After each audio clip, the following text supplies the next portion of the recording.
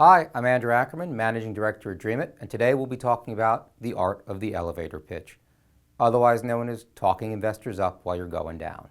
If you take one thing and one thing only out of this lesson, is that you have 30 seconds to get that investor thinking about your startup, because if he's not thinking about your startup, he's thinking about how to get the hell away from you. An elevator pitch needs to be short. You got about 15 to 30 seconds max, and you're fighting for an investor's limited attention. He's probably heard 5, 10, 25 other pitches today, and he's already thinking about the email that's backing up and what his next meeting is. So you got to grab him, and you have to grab him fast. Your goal here is simply to get them to ask for more information.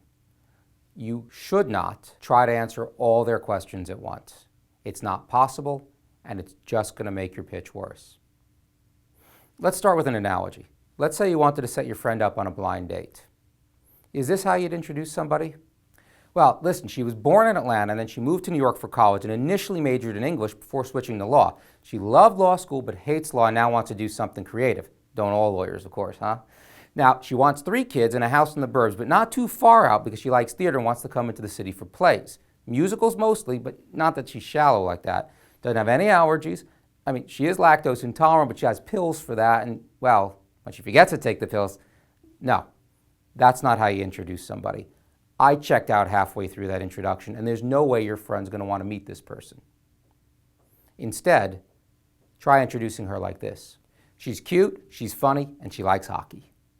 Now, one of 2 things is going to happen. Your friend's either going to ask you, what team? Or can I see a picture? Doesn't matter which, because you got him hooked. He's already asking questions. Okay, let's break down the difference between a good elevator pitch and a bad elevator pitch. A good elevator pitch is clear. It is simple. Your grandma should understand what you're doing.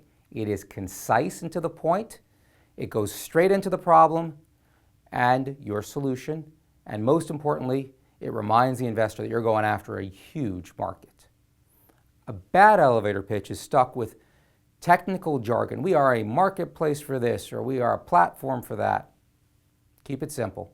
It can be sales pitchy. It doesn't sound like a natural response to a question. It uses overused or stretched analogies, like we're the Uber for this, or we're the Tinder-like interface for that.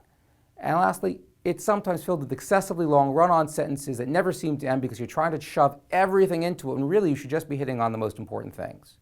The way I like to approach an elevator pitch is to think of it like a Mad Lib. There are certain key elements that you're trying to get into the pitch in a certain formula. You want to start with your company name.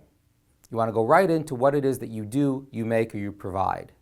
From there, you want to make sure the investor knows what the market is and what the market size is. And you need to explain to him who your customer is to make it clear. And last but not least, you got to get your special sauce in. What makes you so special that he needs to listen to you rather than the 5 or 10 other companies tackling the same market? Let's go through a couple of pitches. This is actually a company that you know, but let's see if you can figure it out based on this awful elevator pitch. Newco is a mobile social networking company that meets customer needs and facilitates outstanding service using a web-based mashup to help any company in any industry pivot to leverage the social graph and deliver triple bottom line results in the clean tech space. That's awful. I have no idea what this company does. It's full of jargon. I don't know what market it's in. I have no idea how big the market is. I don't even know what the market is. Let's try it again. Now this one's a little better. Newco enables members to capitalize on their existing social networks to safely monetize underutilized assets, find and access available assets, and strengthen their social ties through real-life exchanges. I kind of get the sense that I'm buying and selling something to my friends. Better than the first one, but still, meh. This one you should actually start to get. My company, Newco, is an online marketplace that helps hip professionals gain access to the X billion-dollar vacation properties market while earning money from their own property by taking advantage of their social network. Did you get it? Before we go, let's quickly recap what your elevator pitch needs to do. Number 1, you got to get to the point. Number 2, keep it jargon-free. And number 3, just hook the investor. If they lean forward to ask a question, the elevator pitch has done its job. Thanks for listening. I'm Andrew Ackerman, Managing Director at DreamIt.